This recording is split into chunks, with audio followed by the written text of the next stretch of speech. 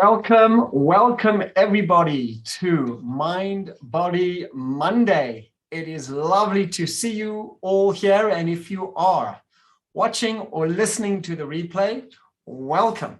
And I invite you here during the live session to type any thoughts or questions in the chat, because towards the end I'll be responding to the chat. And if you're listening to the replay or the podcast, go ahead in the replay, leave some comments, because that way I get to see and comment accordingly. So welcome everybody. Tonight is today's Mind Body Monday is a very important Mind Body Monday. They all are, but this one in particular, because I personally have had a sluggish bowel for most of my life. And it's really as a result of working with patients, researching and exploring. And as some of you may or may not know, my name is Avraham Gundel. I've been in private practice for almost 30 years as an osteopath and a naturopath practicing functional medicine. And I've developed some unique strategies that have helped myself and literally thousands of my patients as well with all sorts of digestive issues, particularly constipation, which is a focus tonight. And, just recently, a 70-year-old patient of mine who had been suffering from constipation most of his life had told me tongue in cheek that he called the constipation hotline and was told, "Sir, please hold." Now, humor aside, research shows that roughly 12 to 19% of the US population suffer from constipation. That is approximately 63 million people. And a third of those older than 60 suffer from chronic constipation. And constipation is the reason for over 700,000 visits to the emergency room in hospitals in the US every single year. So I'm just curious, if you're here during the live, go ahead and type in the chat. If you've ever suffered from any sort of digestive condition, do you have a diagnosis, or have you ever had bouts of constipation? Go ahead, type in the chat. Have you suffered from constipation? Do you have a digestive disorder, or have you had, or do you have a diagnosis? This way I get to know who's here in the live. And if you're watching a replay, if you be so bold as just leave some comments, that way I can respond to you as well, and we can grow the community too. Excellent. So in today's Mind Body Monday, there's really two topics. The first one is really a mind body practice that I teach in my groups, in my trainings, and I'm going to share with you tonight the abridged version, and it's very, very helpful. It's a sort of mindfulness, digestive system focused check-in. And then the second part of Mind Body Monday is going to be looking at a deeper dive in constipation, what we can do to help ourselves or help people who know, our loved ones who are suffering from constipation. So the mind body practice is a gut check-in. Now, a check-in is a very simple way to find out how are you feeling in this moment. And it has many, many wonderful benefits. Firstly, it promotes and facilitates self-healing. Secondly, it increases self-awareness. Thirdly, the check-in provides a foundation for self-regulation, which I'm going to be sharing later on in further Mind Body Mondays. It increases our awareness of self and our awareness of others in social interactions. The check-in also boosts our ability to make responsible decisions in the moment, so we're not caught up in an emotional outburst, so to speak, and regret having decided or not decided one way or reacted one way or the other. And lastly, a check-in helps for creating more nurturing relationships with self and others. So we're going to begin the Mind Body Monday with a check-in. So invite all of you who are able to, obviously if you're driving or listening to the podcast, you're not able to close your eyes, then please don't. But if you are able to close your eyes for this short 5-minute process I'm going to guide you through, This way you're able to get all the benefits, and you can always get the replay and deepen your experience of this. I've been practicing this and other mindfulness techniques since I was 16 years old, and they deepen and deepen with every single practice. So here's an opportunity to try something new, or if you're familiar with mind-body mindfulness practices, then you can have an opportunity to deepen that now. So making yourself comfortable, sitting up in your chair or sitting with intention, taking a comfortable deep breath in. And this time as you breathe out, just allow your shoulders to drop down. And if you can, allow your back to rest against the back of the chair. And if you're comfortable, to allow your eyes to softly close. This way your focus and awareness is drawn internally. And then take another nice, deep, comfortable breath in. And this time as you breathe out, feel your seat sitting comfortably, your feet resting on the floor. And then one more, deeper, gentle breath in. And as you breathe out, allow your mind to settle down, the busyness from the day to settle down. And allow yourself to find a breathing rhythm and pace that's unique, natural, and comfortable for you. And gently bring your awareness to your belly, to your abdomen. And as you bring your focus to your belly,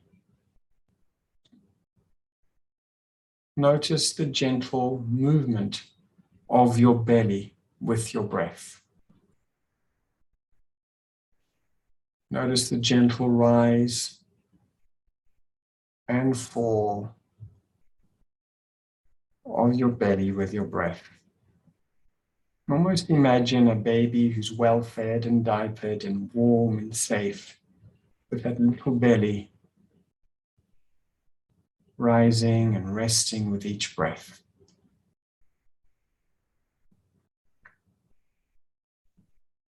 And then as you bring your awareness to your belly, notice what physical sensations or experiences come to mind. On a technical level, is the clothing too tight or too loose? Notice the temperature at the belly. There's warmth or coolness or just comfortable. And as you're breathing softly and comfortably in your belly, notice if there's a feeling of fullness, or perhaps bloating, perhaps guarding, holding your belly in.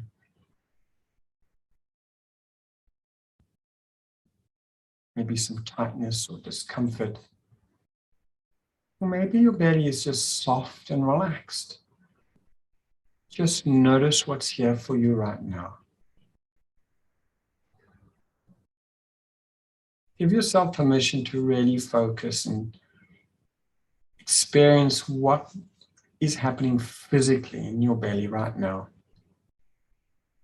Is there a feeling of being hungry or sated or just feeling fine? What else do you notice on a physical level at the belly?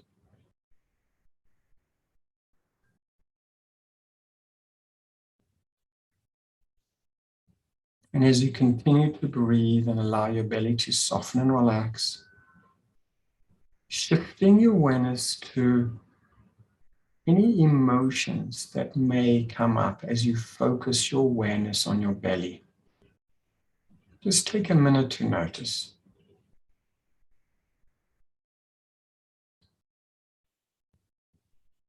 The belly is a sacred center of the body, where a lot of emotions tend to be stored or held.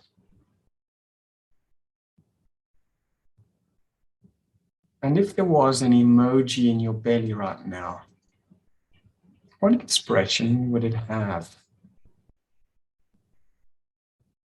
Would it have a happy face, a sad face, a lonely face, a relaxed face? Maybe a thumbs up or a smiley. What's your emoji? Just imagine, get a sense or knowing if you can't quite picture it. What would it be right now?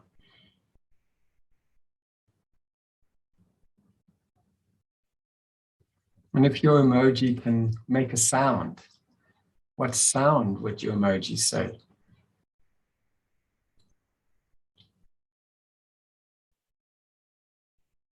Good.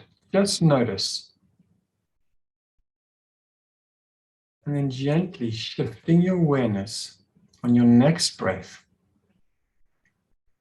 to any judgments that may come up for you or any self-talk as you bring your awareness to your belly. Are there any judgments around your weight, one way or the other? Or how you look, or what people would think or say about your belly? Maybe there's a judgment around self-discipline or self-worth. Or maybe there aren't any judgments. Maybe they're just wholesome, holy judgments and thoughts. Just notice what comes up with you. Just receiving or any information in a loving embrace without any criticism or judgment, but simply noticing what's here.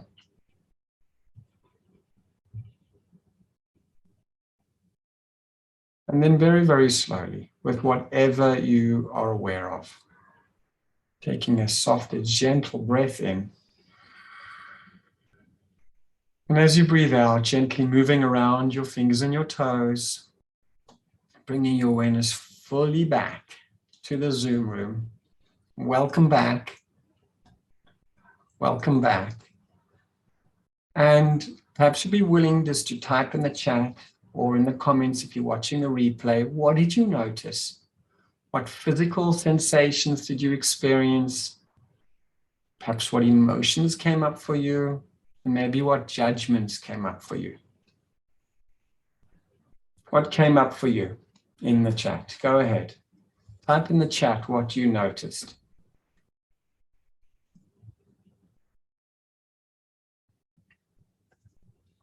Super. Super. Excellent. So whatever you noticed or didn't notice, there's an awareness of the different layers that are here in the gut, in the abdomen.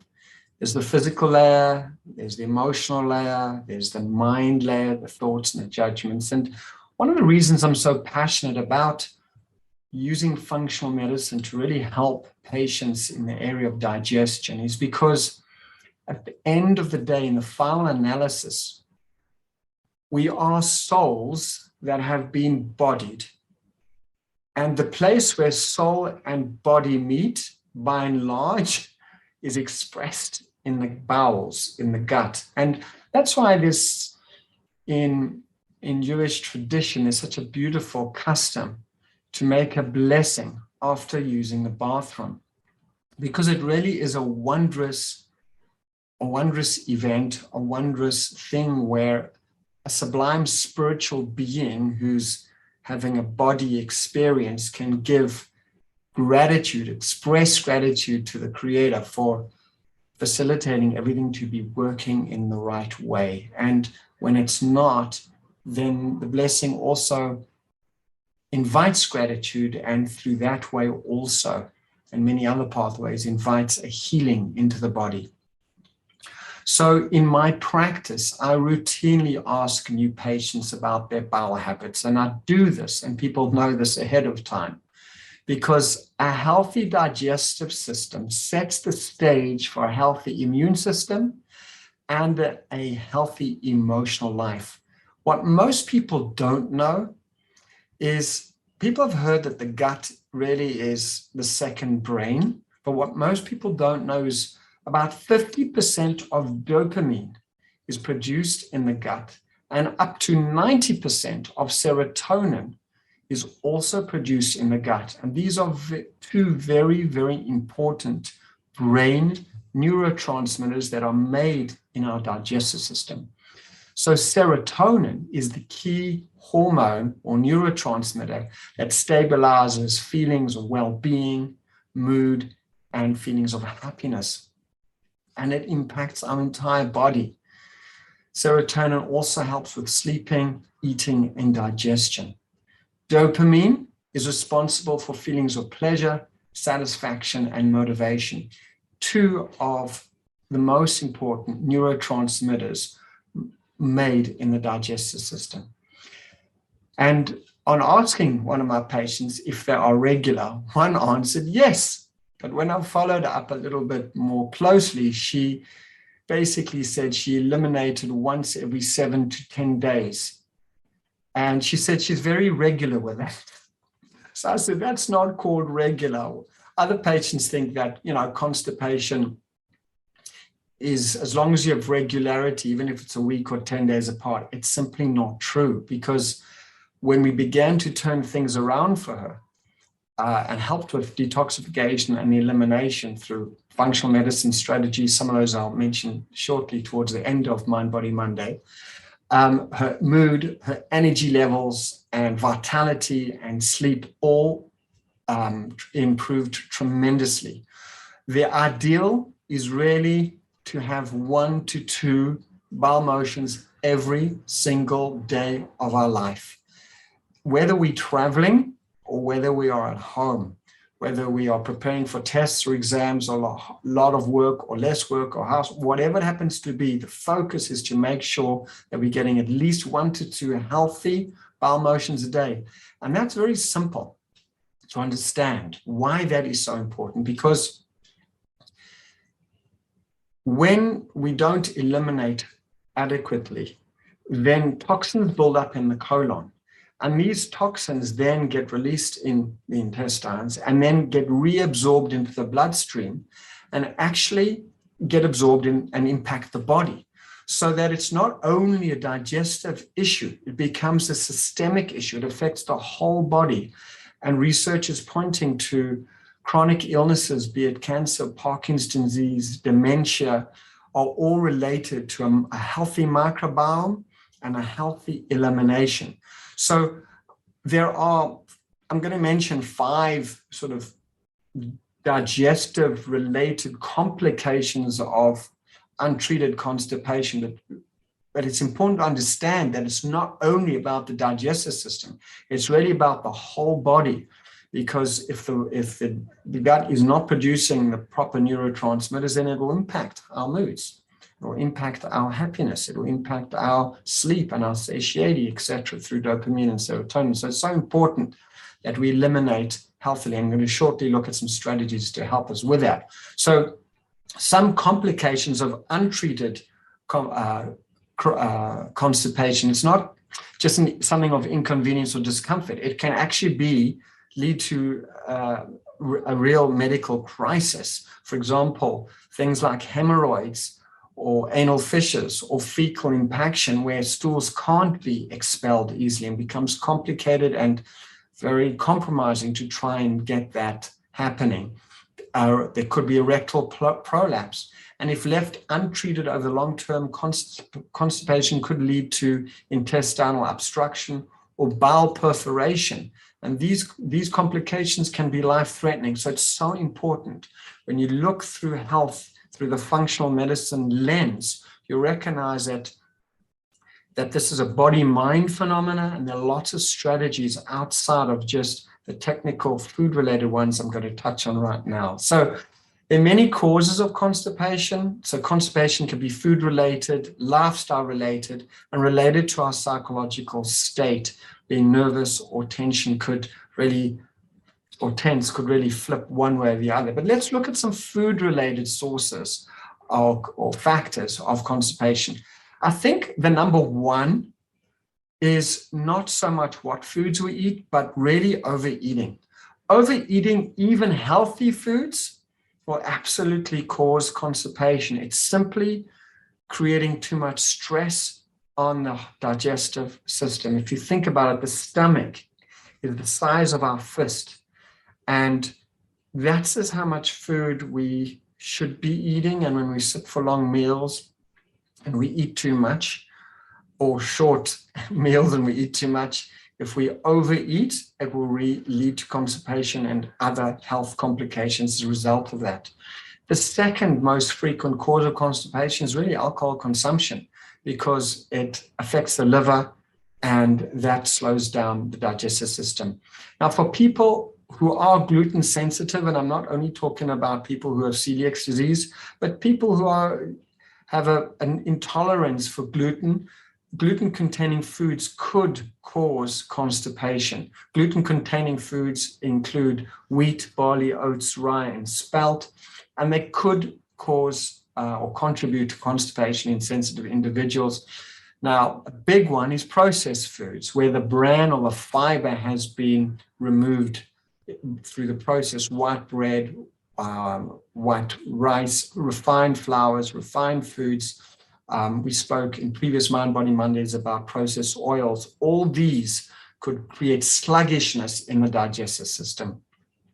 Now, some of my patients have a sensitivity to milk products or dairy products, and it doesn't have to be a lactose intolerance. This I covered on previous Mind Body Mondays, but just a general sensitivity to processing dairy either through the milk protein casein or some other proteins that could also cause sluggishness. Some of my patients who are on a keto diet, eating a lot of red meat, that will slow down because their transition through the colon, because there's no fiber in high red meat consumption. Fried and fatty foods, these foods are low in fiber, high in fat, and high in salt. And these food characteristics may slow down digestion and increase the likelihood of constipation. And there's certain foods that are high in tannins. This is a phytonutrient or phytochemical, a chemical that's found in plants and fruits that have an astringent nature, a tightening nature, and they have health benefits. But in relating to constipation, fruits like persimmon, for some, will cause constipation because of their astringent, tightening nature. So moving into over-the-counter remedies, one of my patients asked me, how safe are over-the-counter remedies? Now, the world of laxatives is a very complex, broad, and deep subject. And I want to just mention one main point that comes out of the topic of laxatives and over-the-counter medications. Now, many prescribed laxatives are not for long-term use. They're generally prescribed for short-term use, be it 2 weeks, 3 weeks, a month at best. And the hope is that this will kickstart the bowels to regularity, and also given in an environment where some other strategies, which I'm going to cover shortly, are also taken into consideration. Some of the more aggressive laxative things like senna, which is a very helpful herb, could, if used for the long term, weaken the colon, cause a reliance on it, and then create some further complications as the muscle walls of the colon actually become weaker. And then some of those complications can result in high doses become less effective, while high doses are needed. And then patients can flip into having no bowel motion to an acute diarrhea situation. So it becomes complex. So really, what are safe long-term use? So the research has pointed that in general, bulk laxatives, these are referring to fiber supplements, are the most gentle and most safe for long-term use. And the provision is as long as the person taking them takes them with adequate water, especially the non-soluble fiber ones, which I'll get to right now. So My two favorites that I recommend to my patients in practice is Benefiber and non-soluble fibers like that, because it dissolves completely in water. It doesn't have any unpleasant taste. And it's also easy to give kids if there is any constipation there. And the other is Metamucil or psyllium husks. This is a non-soluble fiber, and both can be used together or interchangeably. And I've noticed that everyone's different. And one person may get great benefit from a period of time for, let's say, with a soluble fiber type, and then it will stop working. And then they'll need to use a more soluble fiber type like the psyllium husks or Metamucil, not necessarily pushing a brand, but that kind of product. So it's best to have a few options, and I'm going to talk about some of nutritional options in addition to these supplements. So these are the two things that have come out of supplements, at least over-the-counter medication. By the way, one of the reasons in my practice I recommend fiber supplements or increasing fiber in the diet is because they not only help with constipation and providing a prebiotic for the microbiome, the friendly bacteria to feed off, but a research article in a journal of the British Journal of Nutrition showed that psyllium husks, when used with obese or overweight people, they found that adding this supplement improved their cholesterol levels and their insulin levels, their glucose regulation.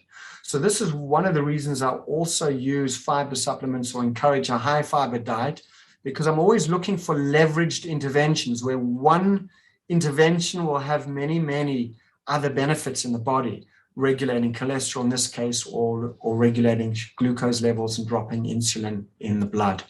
So just a word of caution relating to Benefiber. It has traces of gluten in. The manufacturers say it's gluten-free because it has less than 20 parts per million of gluten. My approach in my practice is that anyone who is gluten intolerant or celiac should not use Benefiber, because there are other suggestions or alternatives, unless of course their healthcare provider or doctor suggests it. So that's just a word regarding Benefiber. So here are some of the tips that I recommend for treating constipation. I'll just tell you, personal disclosure myself, the biggest thing that affects my regularity is sleep. I know I need good rest, good quality sleep at night. If I don't get it, for whatever the reason, then the first place I'll feel it is in not being as regular as I need. And as a result of that, I'll either compensate to try and get more rest, or then use some of these other strategies that I'm coming to now. So the first is sleep. The second is proper hydration. So the rule of thumb is between 1/2 to 1 ounce of water per pound of body weight. So if you weigh, let's say, 150 pounds, that would be about 75 to 150 ounces of water per day. So if where you are is cold and you don't want to drink cold water, then you can certainly have warm water. You can certainly put a squeeze of lemon juice in, and herbal teas do count as well for hydration and things like that as well. Now, coming to fiber, the rule is fiber first. My favorite is ground flax seeds, ground chia seeds, and ground hemp seeds. I grind them up in my grinder. I put them in a glass container in the freezer, and every day I will take out 1 or 2 tablespoons and sprinkle that up on my soup or in my salads or in some almond milk or something like that. That way I'm able to get my prebiotics in and my fiber through these 3 fantastic soluble and insoluble fibers. And then obviously there's fiber supplements, like, as I mentioned, Metamucil, which is psyllium husks, or Benefiber, or one of those sorts of things. Other strategies to help with bowel regularity is massage. It could be going to a professional, or just simply massaging yourself in a clockwise direction, sometimes using a hot water bottle first for a few minutes or a heating pad on your gut, and then a gentle massage, deep breathing, belly breathing, acupuncture, reflexology, and of course, belly laughter. Laughing is so healthy on so many different levels, but also it stimulates the guts and relaxes, stimulates the parasympathetic nervous system, which is relating to the rest and digest part of our nervous system. So laughter is always the best medicine and helps with moving the bowels as well. So I'd like to end with a weekly challenge. So those of you here in the live, you get to kick off your week with this challenge. And for those of you who listen to the podcast, watching the replay, you get to do this challenge. Now, each week I end off Mind Body Monday with a challenge. So I'd like to invite you, even if you have regular bowels, just to experiment, explore with one of these 7 strategies, explore how sleep affects you.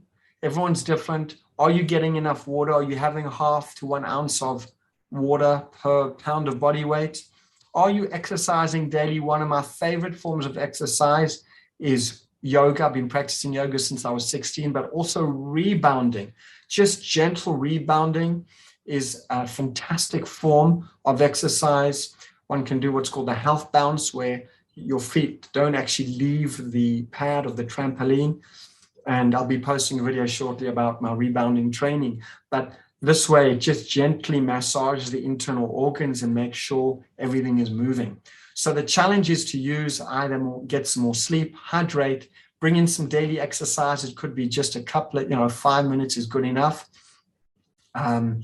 Increasing fiber-rich foods like I discussed, or fiber supplements, and then massage or acupuncture or reflexology, deep diaphragmatic breathing, and obviously belly laughter. So I'd love to hear from you how it went. You can either leave some comments in the replay or send us an email at support@avramgundel.com. I'd love to hear how it went. And I'm going to be posting in the chat.